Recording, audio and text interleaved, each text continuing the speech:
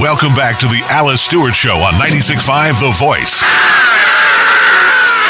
You say you want a revolution. Welcome back to the Alice Stewart Show, 7:45 here in Central Arkansas, and happy to be joined by someone I was blessed to get to meet along the presidential campaign, the one and only Herman Cain. Herman, great to have you here. Hello, Alice. I'm happy to be with you, and I see radio found you like radio found me a few years ago. It did. Congratulations. You have certainly a voice for radio and a face for TV, so you have it all wrapped up in one package. You're too kind, my dear. No, we got, certainly everyone knows the former Godfather's Pizza CEO, a great businessman in radio now, the former Republican presidential candidate Herman Cain, and you keep an eye on your radio program with what's going on in Washington, and Yes. Clearly President Obama has been campaigning still. Evidently he thinks there's a campaign going on. He's talking about jobs and the economy, and he says the job situation in America is just great. He says it's great, but he goes one step further, Alice.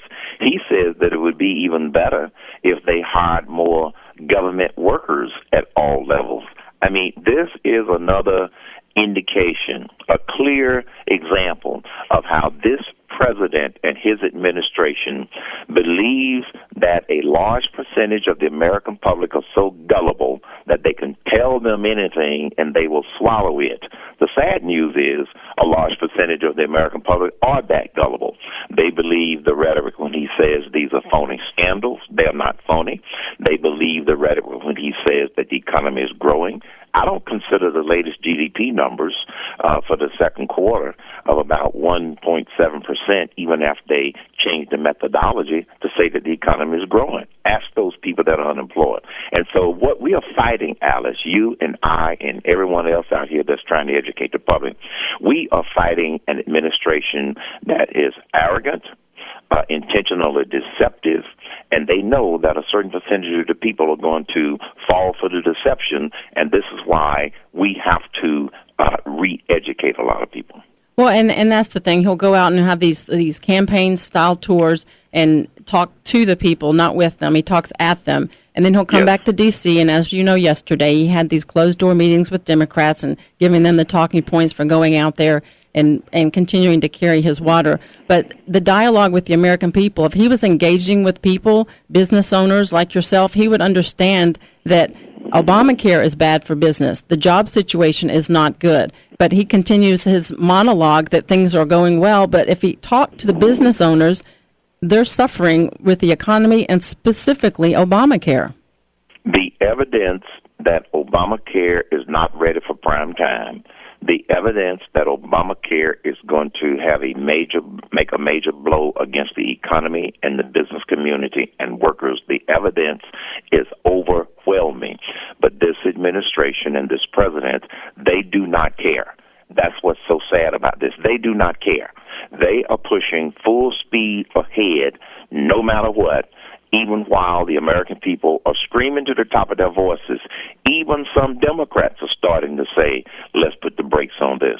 But it gets back to the arrogance and the deception of this president and this administration as to why they are intent on continuing to try to destroy jobs, businesses in this country, and they're going to destroy our healthcare system. Right, and you say Democrats even have spoken out against it and had concerns.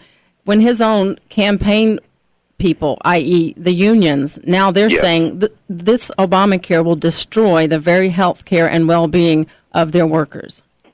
Yeah, because here's what's ironic, and it's not funny, but it's almost funny. The unions are now going, wait a minute. We thought you were going to, excuse the expression, screw everybody else and not us. Now we're getting it. What? The unions are now realizing they are also in the bullseye of the negative impact of Obamacare. And they are now going, wait a minute, Mr. President. We thought you were going to do it to everybody else. We didn't think you were going to do it to us. Right. Wake up. It's back to what Nancy Pelosi said. We have to pass it so we can tell you what's in it.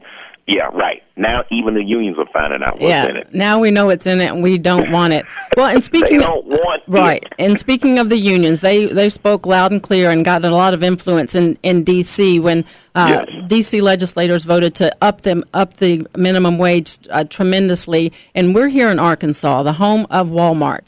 And Walmart was a direct attack on Walmart when they increased the minimum wage to an unsustainable level, driving them out. And Walmart said, if you're going to do that, then we won't build there. Those kind of liberal policies threaten and harm free markets and the free market enterprise, which makes this thrive, and the very people who create jobs. I love it that Walmart pushed back along with some other companies. I related it to the fact of the book called Atlas Shrugged. Well, Atlas shrugged, and they are continuing to shrug, meaning capitalists are pushing back. And I love the fact that Walmart said, we're not going to take it. We will allow those 3 units that we've started to just sit there if this is the way you want to do. Because, see, here's what happened. This is why the arrogance in Washington, not only amongst the administration, but some of the D.C. Local government officials, is that they wine and dine Walmart to build those units in the poorest part of the city. Once they got them committed and they they started to build the actual units, then the city council got the idea, we got you. So now we're going to change the rules, and we're going to force you to raise your minimum wage to some amount that we want it to be rather than what you want it to be. And here's the irony of it, Alice. If they were to look at what Walmart is paying its employees, most of the people aren't even at minimum wage. And this is the same fight that's going on in all of the cities around the country, where they are now having fast food strikes because people are trying to insist that the minimum wage be converted to something called a living wage. The minimum wage was never intended to be a living wage, but this is the rhetoric that the left is going to continue to push. Well, and then what we have here, and you see those union workers out there on the front lines of the picketing when they should be back working. And if they only understood the realm of President Obama's liberal policies, what's happening is with Obamacare, employers aren't hiring more. They're not hiring, or they're moving people back to part-time. So the very administration that those people out there are fighting, they think, for, is undercutting them. They're giving them part-time jobs, and they're the ones that are creating policies like Obamacare, where employers can't hire or move people back to part-time. Yet the unions have them out there carrying the president's water when he's dumping it on their head. Exactly right. And the union leadership doesn't want to hear what I'm about to say. They are using their rank and file. And I hope that the rank and file wakes up to the fact that they have been manipulated and used by their leadership and by this administration. One of the best examples that I can think of is in Wisconsin. Union membership in the state of Wisconsin is down dramatically. Why?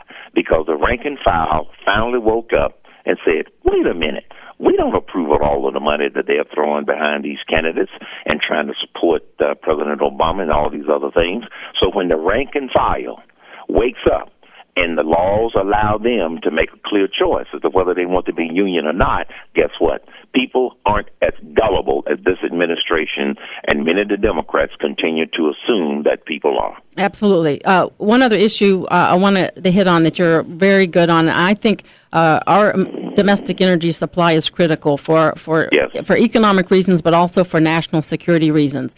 You want to talk about job creation? Let's get the Keystone Pipeline going. But the president is not supporting that. If he would just give the green light to the Keystone Pipeline, it would create jobs, it would help our economy, and also boost our national security. Why is he dragging his feet on that?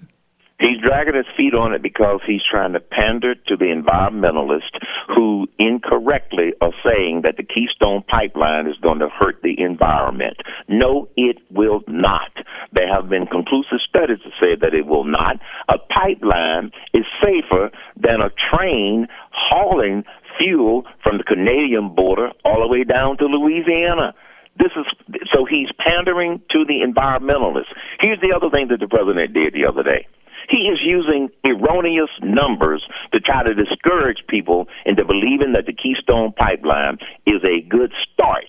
It not only would be a good start in terms of the jobs that will be created. The president threw out a number saying it's only going to create 50, full-time jobs. That is absolutely not the case. A reliable study said that over 40,000 jobs directly and indirectly are going to be created. But more importantly, it will give us another source for oil, which is going to help bring down the cost of gasoline and move us more toward energy security and energy independence. President Obama is simply trying to pander to his environmentalist green energy supporters. I agree. Herman Cain, I've got one more question before you go. We have about a minute left. I just want to get your thoughts on the future of Obamacare. Of course, the effort underway to repeal and replace, Congress can defund it, but what do you see as the future of Obamacare? The future of Obamacare it's going to be a disaster, and since the administration is going to continue to push forward to force implementation, I believe Obamacare will come tumbling down when people actually experience the sticker shock. The sticker shock is going to reverberate next year by the number of people who are going to lose their jobs, the number of people whose hours are going to be cut. And when people see and feel the sticker shock, the uproar is going to be so overwhelming that I believe then and only then will the administration yield to all of the overwhelming evidence that this program is the wrong way to go. All right, you heard it there. Herman Cain, thank you so much for your time. I appreciate talking to you, and I look forward to talking soon. Thanks again, Alice. My pleasure. All right, have a great day. That wraps it up for this edition of the Alice Stewart Show. Thank you for tuning in. Have a great day, and we'll talk tomorrow.